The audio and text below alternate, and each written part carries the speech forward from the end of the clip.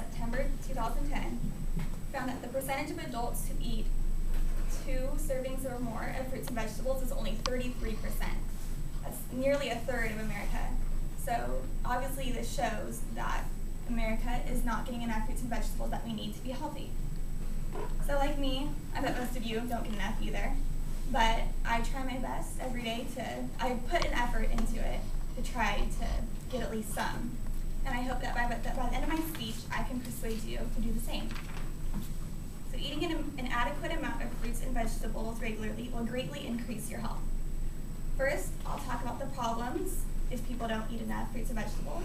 Second, I'll talk about some of the probable causes of why people don't get enough, or some of the excuses they make of why they don't get enough. And third, I'll give you some solutions and I'll give you also some tips so you can be sure to get enough in your day. So like I said, it will greatly increase your fruits and vegetables, and those are the points that I will be covering today. So first, let's go over the problem.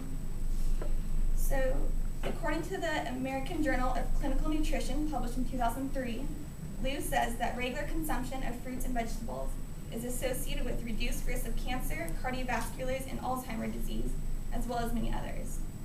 Eating fruits and vegetables plays a key role in preventing diseases and many other chronic diseases as well, such as cancer, heart disease, diabetes, and high blood pressure. So like I said before,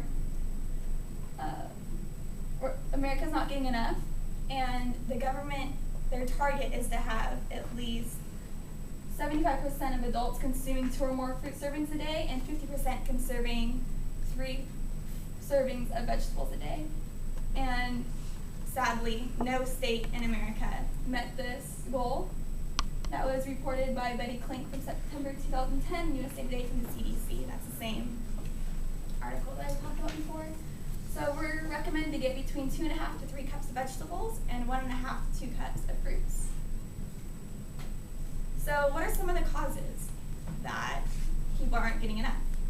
Some of the causes are additives and artificial ingredients that consumers or that marketers put into fruits to make them to taste better or give them more color. So a lot of people are worried about that, like how are they treated before they enter our markets. So the reasons that they do this are for better taste, color, texture. Like an example of this is like applesauce. It tastes really good, but they add a lot of sugar to it, so it kind of defeats the purpose of eating an apple. And a lot of people find that it takes too much time to go get some fruits and vegetables at the store. It's not always our first choice in eating. We usually tend to just eat out rather than eating fruits and vegetables. And people say that it's too expensive, and there are not really any appealing recipes. And according to Science Direct, last updated 2009, Sharon Rowling gives multiple reasons why people don't eat enough fruits and vegetables. She's the one that gave the reasons that they're too expensive and people just don't want to take the time to do it. So now the solution. So what can we do to make sure we get enough? Some things I try to do is when I leave in the morning for school, I try to just grab a fruit, maybe grab like a bag of grapes, so I kind of force myself to eat it. Or if I make chicken salad sandwiches, I throw some fresh celery in there or an apple in there, so I don't have to eat a plain apple, I can eat it with something. And every time I eat dinner, I make sure I get a vegetable in there also. So when you're going to the store, a good thing to do is choose organic if you're worried about how things are treated. Because organic means that it's not treated with insecticides, herbicides, artificial fertilizers, or growth-stimulating chemicals. That's according to Phyllis and James Balk in 2009 in the book Prescription for Nutritional Healing.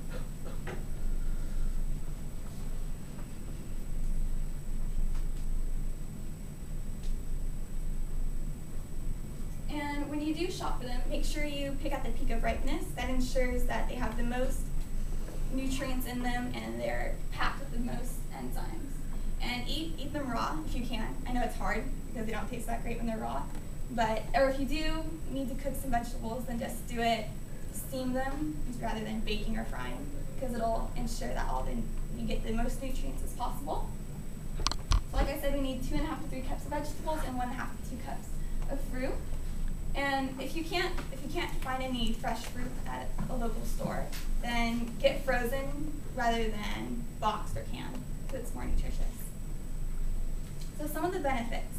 Like I said, eating fruits and vegetables regularly will greatly increase your health, and it will help to prevent disease. So things that are in fruits and vegetables are called phytochemicals. That's the main thing that helps protect us from diseases.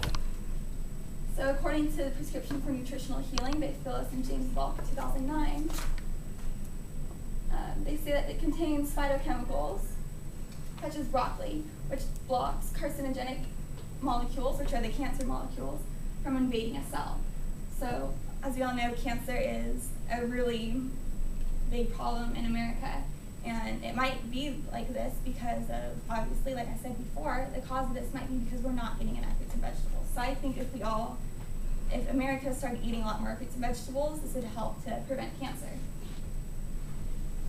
Flavonoids are a big part in citrus fruits and berries, which keep cancer-causing hormones from catching on to cells. So, and when you do eat citrus fruits, we're instructed to eat all of it. So if you're going to eat a citrus fruit, you can take off the rind, but you know, like in an orange, how it has that white stuff in there, that's what contains the most vitamin C. So it might not taste that great, but it's really good for you. And eating fruits and vegetables can also boost your mood. They have found that that people with depression, it may be linked to them not getting enough fruits and vegetables. So if you eat fruits and vegetables, it might help prevent from depression.